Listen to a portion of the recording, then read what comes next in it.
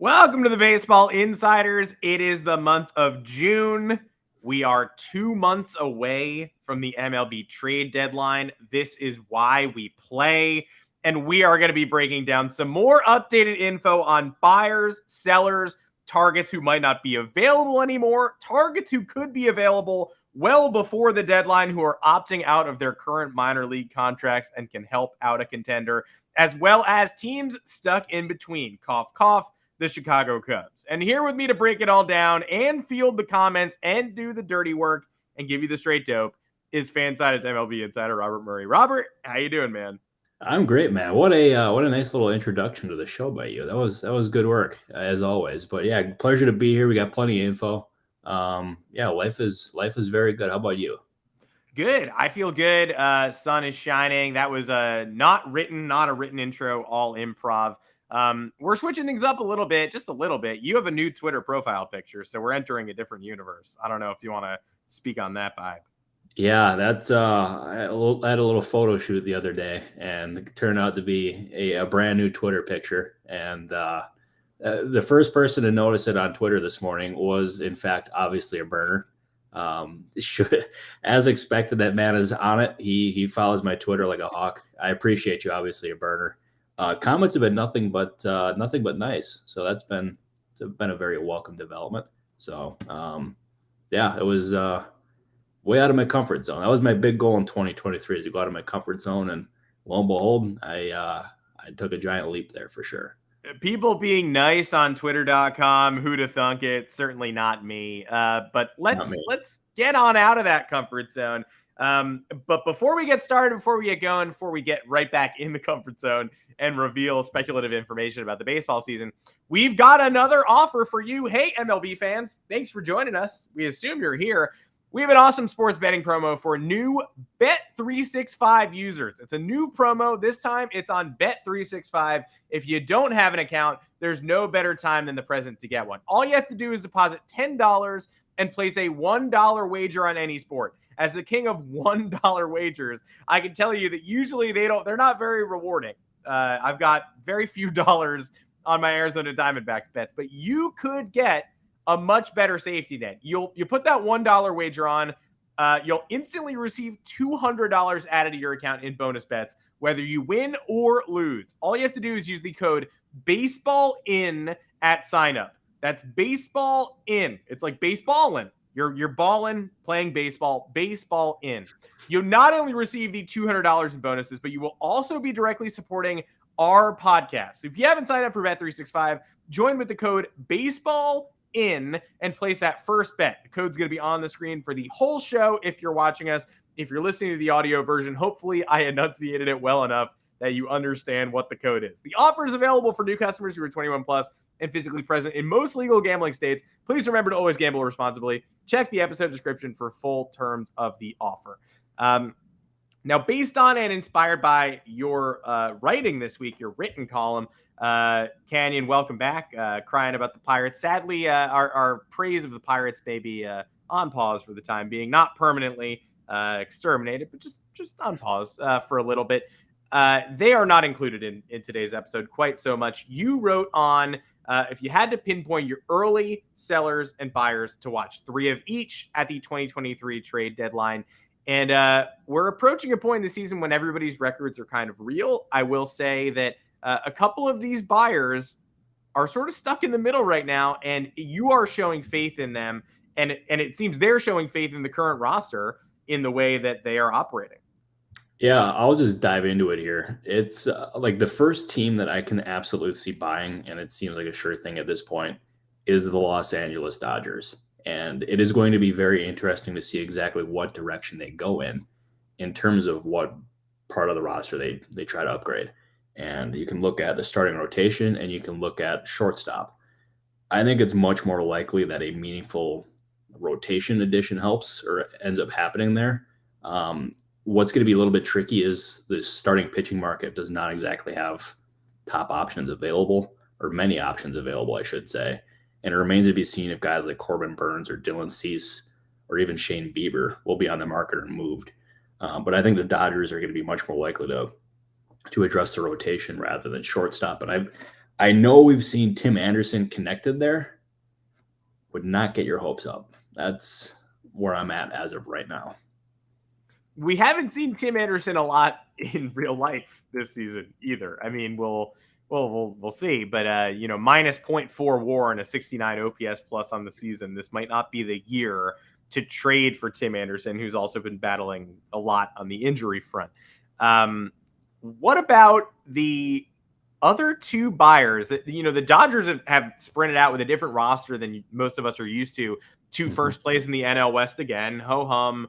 It's 17 different guys from last year. Somehow the offense looks more tenacious than the 111 win team. We get it. There's magic in Los Angeles. The other two teams that you pinpointed as buyers, the Padres and Cardinals, are both decidedly under 500 and currently out of the playoff picture, but neither is out of it. And the Padres are just a hot 3 games away from capturing one of those wild card spots.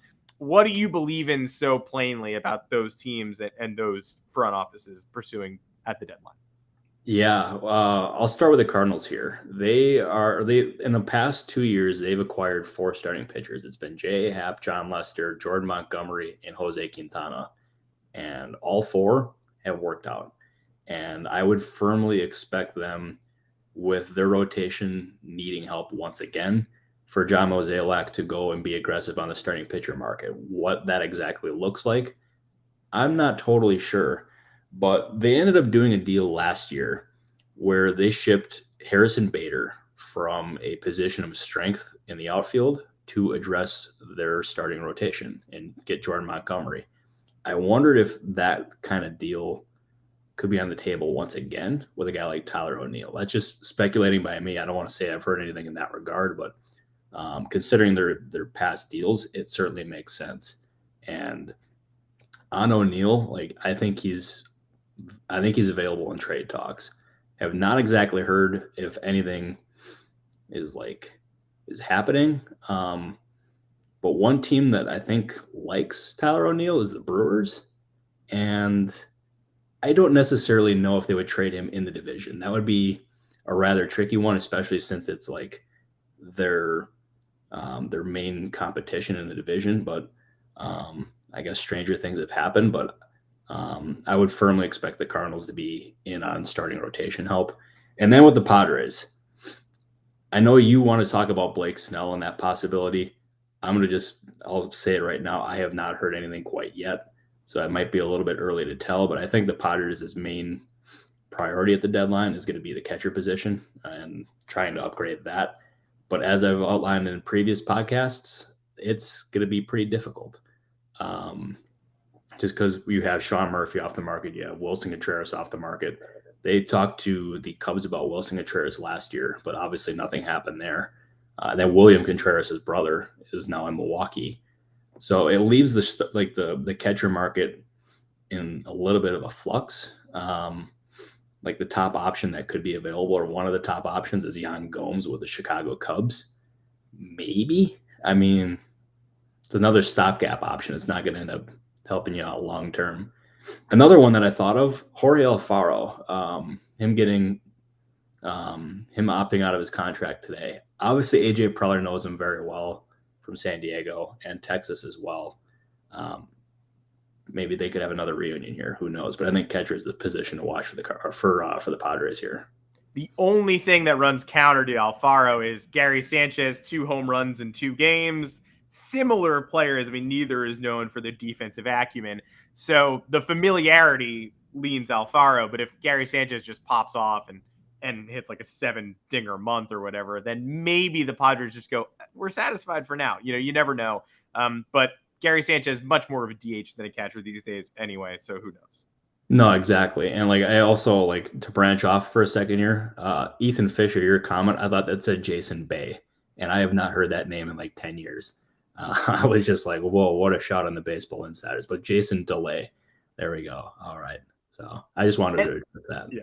Can the Padres have Jason Bay, though? That's also a question worth asking. Yeah, Pirates legend. I mean, it's what a guy. I mean, Jason Bay. Who are all the teams that he ended up playing for? Let's see if I can do it off the top of my head without. I'm gonna look it up now. Let's see if you can do it. Yeah, he was the rookie of the year in 2004 with the Pirates. I met him and got a signed photo. Big one for me. Obviously seemed like he was the future. He was Manny Ramirez's replacement in Boston, and he was stacked. He was like the perfect Red Sox until he wasn't. Then he goes from Boston to the Mets and is one of the worst Mets of all time. They move the fences out at Citi Field for some reason, and then he's hitting like 210, but he's also hitting like 430-foot singles off the wall, and he hits like 8 home runs in a year. And then I know he goes to Seattle and can't resurrect his career, and I just don't know if that's it. I don't know if that's the end of the line, but Ethan Fisher got it. I was going to say he was a Padres prospect before he was a Pirates rookie. Yep. And did you also mention the Red Sox in there for Jason Bay? I don't know. Yeah, I remember the Red Sox very well because there was a game in 2009, my freshman year of college. I'm trying to fit in. I'm going to college in New England, by the way. So it's a lot of Red Sox fans. And the first Yankees-Red Sox game of the year was Mariano Rivera on the mound, 4-2, bottom of the ninth. And the game gets tied. I can't remember if Youkilis or Bay tied it. I think Youkilis hit a 2-run, 2-out homer, and then Bay walked it off in extras. But I do just remember sitting in the hallway of my dorm being like, life is going to be bad for a while. I think the Red Sox are good. And then the Yankees did win the World Series that fall. So. See, there you go. It all works out in the end. But also, and one more thing on Jason Bay. I was 8 years old when I learned that he was drafted by the Montreal Expos. I had no idea about that whatsoever. Like, you learn something new every day, and I learned that Jason Bay was drafted by the Expos. Bring back the Expos, by the way. I had I think I didn't have the Expos rookie card. I think I had the 2002 or 2003 Topps Padres Bay. I don't think I had the Jason Bay Expos card, but he debuted with the Padres in May 2003. Got his first big league hit, a home run in his major league debut, but then quickly was shipped to the Pirates. More Jason Bay talk than I got to admit. This is more Jason Bay talk than I anticipated today. Yeah, I didn't see as much Jason Bay talk as we've had on the rundown today. So I guess I mean, that's not a bad thing. Jason Bay talk is always a good thing. No, there's nothing wrong with it. The Blake Snell thing. Look, I don't think the Padres are going to be in a position to sell Blake Snell, but just got me thinking. He's a free agent after this season. He is before yesterday's dominant start, he was sporting a 5 ERA. The metrics weren't much kinder to him, more walks than ever. And he posted on his Instagram story him and Aaron Judge hanging out at Yankee Stadium, the Yankee series last week. They both reposted each other, and it was like, my brother, or love you, or whatnot. It just made me feel like if the Yankees are a rotation member short, maybe there's a weird little buy low fit there. The problem is the Yankees don't really have a catcher who's going to lead a deal. They could give you Josh Bro, who hits for power, is at AA, is recovering. They could give you Kyle Higashioka or Ben Rortvedt, but they're going to have to surrender real prospect capital, and they can't fix the major league roster in the process. So probably a no-go. But it did just make me go, like they're probably not re-signing him, are they? So you never know. No, you never know is right. But I mean, it's good shots by you. And I'll tell you, like, in terms of like addressing rosters and like shuffling rosters too, should we get into the sellers? What do you think? Let's get into the teams in the basement, because sorry, Major League Baseball fans looking for trade deadline wins. You're gonna have to plunder the terrible roster of the Oakland A's. But who else are you looking out for here? Yeah, I'll start with the A's here, just because they got some pieces. They have Ramon Laureano, they have Brent Rooker, they have. I mean, if you want to have like a super dark horse here, Richard Lovelady. So he was with the Royals to start the year. He got sent to the Braves in like what was basically an afterthought of a deal. And then in another afterthought of a deal, he was traded to the A's from the Braves. And he's actually been a very useful and like meaningfully good reliever in Oakland. And maybe they can turn what was an afterthought into a prospect. So that would be a win for Oakland. But the fact that we're talking about Richard Lovelady and the top 3 players that they can move, no offense to Lovelady, but yeah. So we'll see there. Then you look at the Kansas City Royals. That's another team that is certain to sell at this point. I would not think Zach Greinke is going to be going, just because of his ties to the organization and the fact that he like specifically wants to be there. I think the Royals will do him a solid and just keep him. But I guess you never know if a team comes in with an offer that's too good to be true, especially in a weak starting pitching class. But you can look at Aroldis Chapman, who's already gotten trade interest. I would firmly expect him to go at some point. And then you look at Maikel Garcia and Nicky Lopez. They have an infield logjam, and trading one of those two would end up freeing some infield room for a guy like Bobby Witt Jr. And some others there too. So I think that certainly is something that's going to be on the table. They're not going to get like a haul or anything in return for either one, but they should at least get something decent in return. And I'm gonna take over here and go with the last one, the Chicago White Sox. This is the team that they could define the trade deadline if they wanted to.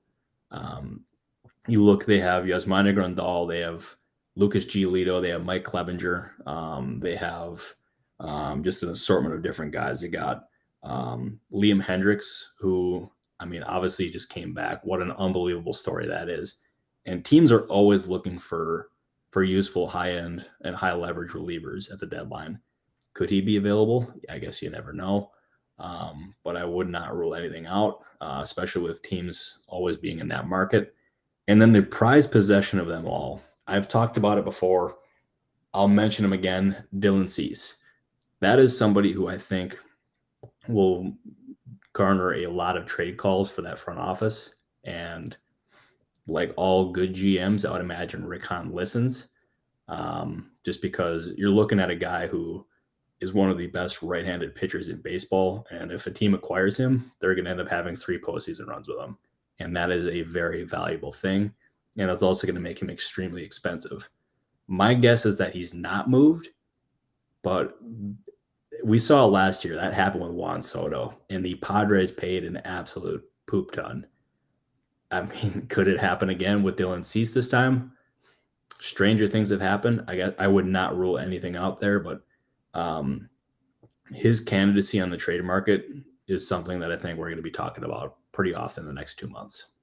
Yeah, I would not eat my foot if Dylan Cease is traded. I would not eat my foot if Dylan Cease inks a contract with the Braves Foundation either. Yeah, no, you can't mess with the Braves Foundation. It seems like every single episode you somehow work the Braves Foundation into the show. And you know what? They're missing starters. So are the Dodgers. I guess those are the 2 teams that you probably got to really keep your eyes out for. But I mean, yeah, I've got Braves Foundation goons at my door every single episode, like mafia guys, baseball bats hitting into their hands, threatening me, telling me not to expose the secret of the Braves Foundation. And I won't. But I do think that would be a nice fit if they do decide to go in that direction. No, I absolutely do too. I think that would make a whole lot of sense. I just don't know if they'd be willing to pay the kind of prospect haul it would take. But as far as like a fit on paper, pretty damn good. I think that would end up being a really good thing. And also, it's a great shot by Justin here. The fact that he would end up being a rental, most likely, I should say, because as you know, Scott Boras, he loves to take his players to free agency, and that's where he allows them to establish their markets in order to get the biggest contract. I would imagine that would end up being the same thing here with Cease. I mean, he's doing it with Juan Soto. He literally turned down $440 million for Juan Soto. I'd imagine he's going to have no issue doing it again here with Dylan Cease. And Cease specifically hired Boras. Well, he fired his old agent and hired Boras a year ago, and what was very likely a quest to secure the biggest contract. And also another good point here by Justin. It seems like he's making a lot of good points today. Shout out to Justin. Not many Boras clients on that Braves roster, and I mean that's a very astute observation. Can I also just add not many Boras clients on that Dodgers roster? Like they're the ones who have not signed free agent contracts, sure, but they haven't signed a big deal with Boras since Ryu, 10 years ago. So it's been a long time. That has been a very long time. I didn't realize it's been that long for them. I knew it had been a minute, but I didn't realize it was that long. Yeah, Julio is obviously going to test free agency. Cody Bellinger departed. It kept giving him those little 1-year ARB deals. It's been quite a while. The Zach Greinke thing, whether he has a real no trade clause or just an informal no trade clause, he's certainly, I would say, probably going to invoke the please clause that just like don't do that. I'd like to stay in Kansas City, and it's his right. Lance Lynn, what is Lance Lynn? He's got a team option for 2024. The White Sox are not picking up that team option. No one's banging down the door to pick up a guy who's been worth negative 0.9 BWAR with a 6.55 ERA. But is that somebody's 4-starter? Is that a buy low? It's an expensive piece. I don't know. I'm confused. The White Sox, you are 100% right, are going to blow up this deadline in 10 different ways. We're just not sure how yet. No, exactly. And like the Lance Lynn idea, it's a good one. But I don't know if that we're going to be able. I don't know if they're going to be able to get a team to take on his entire contract and also be able to get something meaningful in return for him.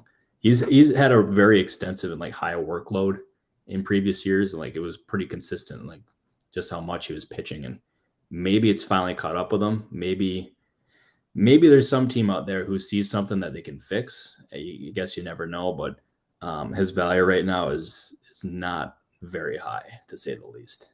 Yeah. And Kevin, of course, is right here. The Dodgers have endless talent at the minor league level. We talked on the last show about how they love to tell you about Nick Nastrini and River Ryan and these middle, just below that top tier pitching prospect. They really want you to know they have that depth, and they want you to know that for good reason. So the Dodgers are a team to keep an eye on, the foremost team to keep an eye on.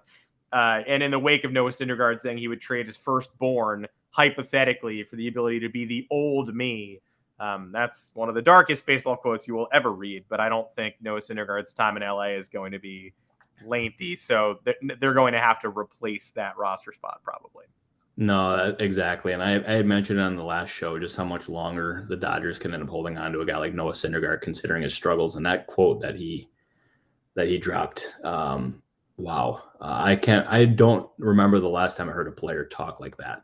And if there's one thing that I have learned about Noah Syndergaard and being around him and also talking to people around him is that he cares. He wants to be really, really, really good.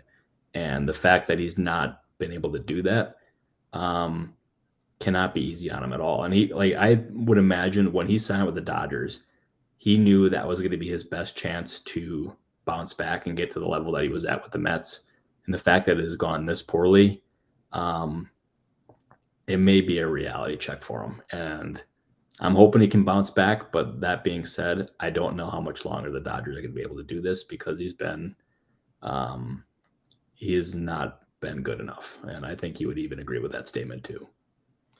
Well, moving on from the buyers and sellers, we have a couple of teams we want to talk about that are firmly in the middle. And obviously we can't, we don't know where the deadline is going. And I saw the Red Sox pop up in the comment section too. I would definitely add them to this pile of teams that are right around 500. There are positives, there are negatives, but the next 2 months are going to determine how they attack the trade deadline.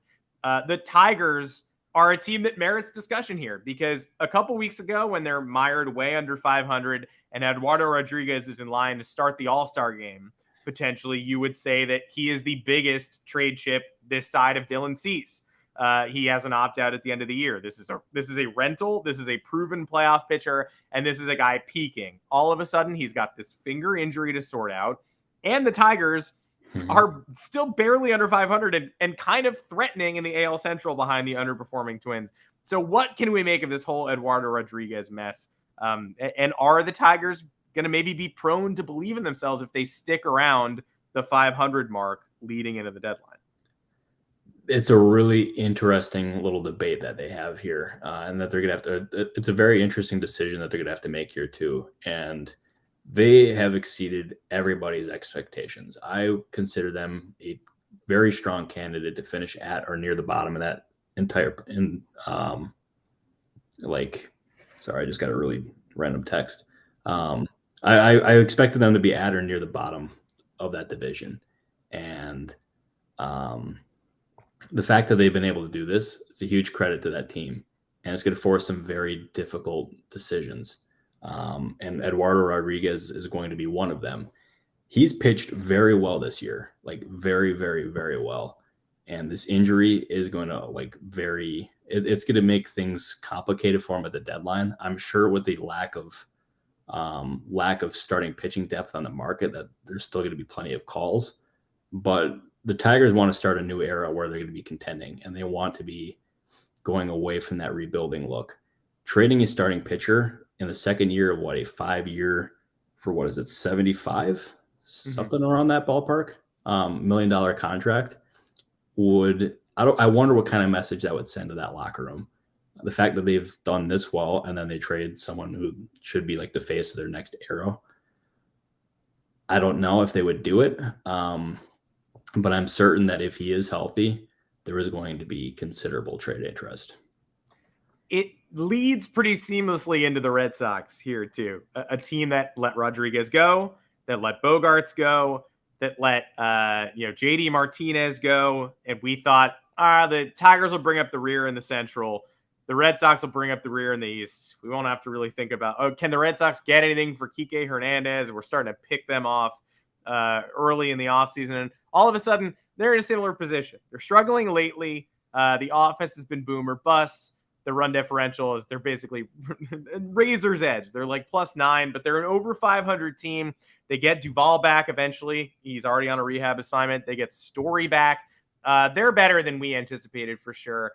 But they're another team that the next month and a half or so is going to determine whether or not, I assume, they're going to go in on this roster, or they're just going to sort of stand pat and cross their fingers and hope they can become a third wildcard team. No, exactly. And like if you look at either like the NL or the AL, like that wildcard competition is going to be rather wild. And it's like there's a lot of competition throughout for each of those spots. And I wonder just how much those teams that are contending for those wildcard spots are going to be willing to sell off in hopes that they can actually secure one of those spots. So I don't know, but it's going to be like a very interesting decision for, as you said, like the Tigers, for the Red Sox, for basically all those teams in the AL East. Totally fascinating. And by the way, like speaking of the AL East, I wanted to give a shout out to Kevin Kiermaier for that catch that he had today against the Brewers. Second inning, holy smokes, man! That was that may have been the best catch of the year. I feel pretty decent in saying that too. And Kiermaier, we don't know. Like, look, Brandon Belt has not worked out. Dalton Varsho leads the league in pop-up rate.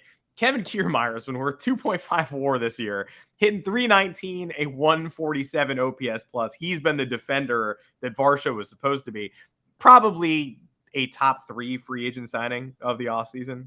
Oh, absolutely. And like it's funny because whenever a player leaves Tampa Bay, it seems like they just come flat back down to earth. And he's been the exact opposite. He's proved that he is still a very useful player. And on a 1-year contract, Adam, he could be a very strong candidate to secure a surprisingly strong multi-year deal this offseason, especially considering how weak the free agent hitter class is behind Shohei Ohtani. If he continues this, we're talking about, as you said, probably a top 3 free agent signing of this past offseason. And considering it was like basically an afterthought and last second deal, or late into free agency, that is about as good as the Blue Jays and even Kiermaier could have ever envisioned and hoped for. Well, if you're a genius and you believe in your bets the same way the Blue Jays believe in Kevin Kiermaier, it might be the time for you to sign up with Bet365. We got a promo. All you got to do is deposit $10, place a $1 wager on any sport. You'll instantly receive $200 added to your account in bonus bets, whether you win or lose. All you have to do is use the code BASEBALLIN at signup. That's BASEBALLIN. It's right down there at the bottom of the screen. You not only receive the $200 in bonuses when you do that, you'll also be directly supporting our podcast. Yep, it gets linked back to us. So if you haven't signed up for Bet365, you signed up for the others and you want to try Bet365, join with the code BASEBALLIN and place that first bet. This offer is available for new customers who are 21 plus, physically present in most legal gambling states. Please remember to always gamble responsibly. Check the episode description for the full terms of the offer. And I'm glad I don't have to say the full terms of the offer again. Let's live in the NL Central just for a smidge. Because you want to talk strange buyers, you want to talk stuck in between. It's the whole division, basically. Like, we think the Cardinals are going to buy. I think they probably will. I love what the Reds are doing, and they're going to call up Ellie De La Cruz soon, and Matt McLean is good, and Jose Barrero is good, and Spencer Steer is good, and the Reds just might be interesting. And lurking even below them are the Chicago Cubs, who now have to sort this out again. They are stuck in between, but they're also barely out of the playoff picture. Justin Steele's forearm tightness, we're waiting for the MRI. Could that be what dictates whether the Cubs are buyers or sellers? So I'm going to start with the Reds here for a second. Yes, let's start with the Reds. I told myself I was not going to do this, but that Twitter beef between Ken Rosenthal, C. Trent Rosecrans, and Kirk Herbstreit. Yeah. That is the most surprising thing I think I have ever experienced in 11 years on the Twitter machine.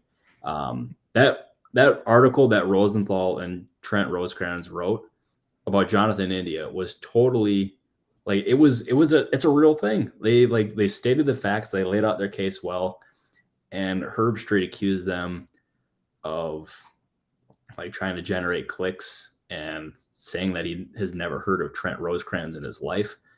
Herbstreit claims that he is a lifelong Cincinnati Reds fan. If he does not know who C. Trent Rosecrans is, then what is he doing? Trent is the best, one of the best beat writers in baseball. So come on, Kirk, like be better than that. Okay, now I got that off my chest. I needed to get that out. I'm glad we did it. Yeah, me too. I feel better now because Trent's my guy. He's done a lot for me, so I gotta back him up. Herbstreit flies across the country to do like these double college football games in one day. Maybe he's a little lightheaded. I don't know, but he's definitely doubling and tripling and quadrupling down here. Yeah, no, he's definitely quadrupling down, and the fact that he's like this is still going on is wild. But I'm not kidding you. I got the tweet notification from Rosenthal earlier saying that Herbstreit was being ridiculous, and I audibly like gasped, which is like whoa. Okay, I got to get to the Cubs now. Let's talk Cubbies. All right. They're in a really interesting spot too, because right now they're 24-31, and they're in last place in the division. Yet they're still 5 games out. Like, that division stinks. There's no other way of putting it. And they're still contending in this, but they have some really interesting decisions here. They have Marcus Stroman, who has an option at the end of the year where he can opt out and become a free agent. He's got a 3-year, $71 million contract, so he'd be opting out of the final year. He has stated that he wants to stay in Chicago and prefer being extended rather than traded. I don't necessarily know what direction that's going to go in, but as I've stated before, with the lack of starting pitching depth, I would imagine Stroman is going to be drawing trade interest. And I saw a comment earlier about Drew Smyly. That is a very, very, very good shout. He is somebody who has gotten a lot of interest, and he got a lot of interest in the free agent market this year. And I remember this is story time here. The Brewers signed him years ago when he was trying to get back into the majors, and they had him in their minor league system.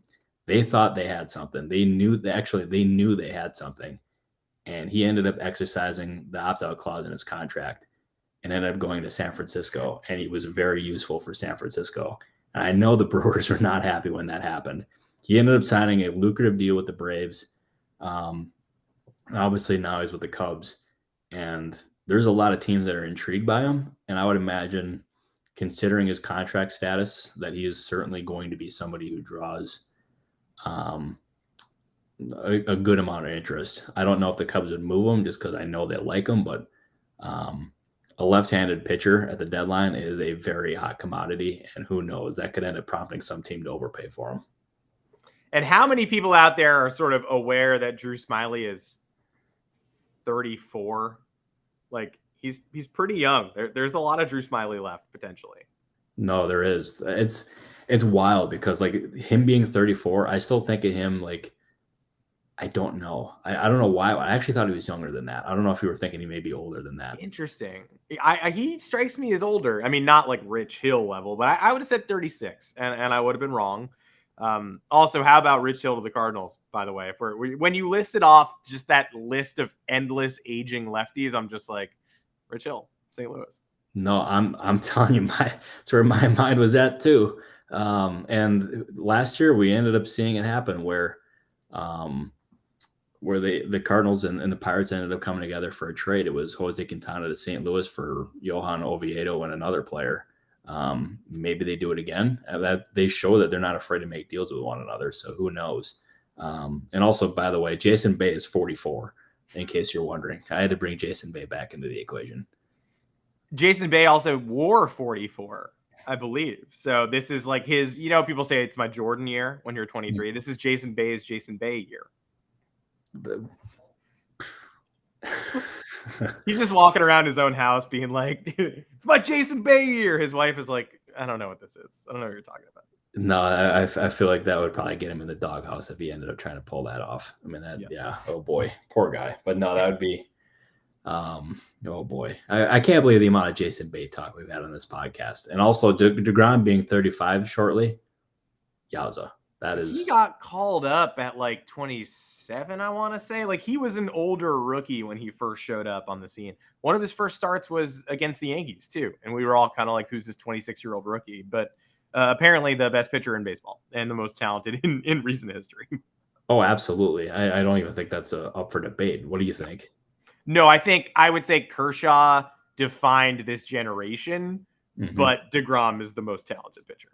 Yeah, I think you took the words right out of my mouth on that one. I think that's totally accurate. Boom. It's what I do. It's why we're here.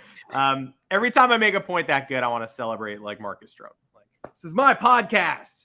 I do this. So maybe we'll bring that for the next couple of months. Every time we have a good discussion, I'll cap it off by doing one of these. Like I just threw a complete game at Wrigley. Well, if you continue that, you're going to have a nicely bruised sternum. So, I'd be for it because it's good content, but I don't want you to hurt yourself, Adam. I like you too much. I appreciate that. I also don't want to ever say this is my podcast. It is very much not. It would not be a podcast without Robert Murray. So I'm going to demand that you also do the Stroman chest bump if I do it. But I'll warn you if I'm going to do it. I'm probably not. Before we sign off, let's close it out by just mentioning a couple of players who could be available pre-deadline. They could in fact be available right now. They're opting out. The deadline is coming for players with minor league contracts to potentially seek new employment. We already touched on Alfaro. Cole Calhoun changed his swing and has a 963 OPS at AAA with the Yankees. He is very likely to leave. The Yankees have 72 hours to add him to the active roster. They are probably not going to do that. They are, in fact, welcoming Giancarlo Stanton back for the weekend. They've already made their choices. They like Jake Bauers. Cole Calhoun could help somebody. I'm looking at Ben Gamel in Tampa as well. I don't know if you have any more players you have an eye on who might trigger their opt-outs. Yeah, that's Ben Gamel. Wait, did he actually exercise his opt-out? I don't think he did yet, but it's just someone I'm watching. And I know he's got one, and I don't know if he's cracking that Tampa outfield. Okay, yeah, I wanted to make sure. But yeah, it's we've already seen. He's somebody who I like Gamel. I was around him in Milwaukee. Good dude. Big fan. So, and he's certainly like a useful number 4 outfielder. And considering the Dodgers' need for another outfielder, maybe that's a short-term option there. Just speculating there, of course. But we also saw some guys opt out of their Cubs contracts today. It was Tyler Duffy and Vinny Natoli. I had found out about Vinny Natoli at 4:58 this morning. I was sitting on my porch drinking my morning coffee and watching the sunrise when I got the text to my AirPods, and I'm like, it's going to be a good day today. He's somebody who I think he'll probably latch on rather quickly. A guy like Tyler Duffy could be a little bit difficult. Don't necessarily know what his future is going to look like there, but he's in his mid-30s, posted like a 4.4 ERA in AAA, but also had 24 strikeouts and 14 walks, which is, that's not exactly inspiring, but He's got a track record of being like a decent reliever in the major league level, so maybe some team takes a chance there. It's always possible, and when someone with as much star power too as Alfaro has, it's sort of like surprising to see that he just could be available again for a song. Jose Iglesias ended up back with the Padres. He opted out and then changed his contract around. He's staying in San Diego for now. Some of these moving pieces at the minor league level are worth watching for depth purposes. That plus the Jason Bay talk is why you come to the Baseball Insiders. We will be right back next week, every Monday, every Thursday, 3:30 Eastern. We thank everybody for joining us today. The comment section was sick. Do you have something to want to add, or are you just saying what's up to the podcast? No, I want to add that I will not be on next Thursday's episode. I will be traveling back to Wisconsin. So Monday, make sure to tune in because we will have lots of good dope. That much I can definitely say. Yes, and Thursday's episode will absolutely suck. No, we don't know. We don't know. Promote the show. Yeah, attaboy. No, I'll handle business. Everybody can trust me. We're going to have a great guest on Thursday. But yes, Robert and I will be back on Monday. We're going to be running through so much more stuff before you go away. Take your trip. And we're going to have the dope for you as always. And yes, this is live on YouTube Mondays and Thursdays, 3:30 Eastern, but on all podcast platforms after, if you're an audio file and you prefer listening rather than watching. But again, why wouldn't you just watch? It's very pleasant to watch. And we thank everybody for the subscribes, the comments, the likes, all that good stuff on the video. It's you that get us these betting promos. It's you that allow us to continue to do this show. We passed 1,000, and we've kind of passed 1,000 subscribers by a lot. Now we got to get those watch hours up to give you people even more opportunities, exclusive content, subscriber exclusives, etc. So please join us for the ride as the deadline approaches. Robert Murray, it does not get better than doing this show with you.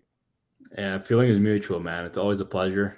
You bring out the best in me, you bring out the best in all of us. And thank you all for tuning in and watching. Means the world to both Adam and I. Allows me to eat plenty of food, plenty of steaks.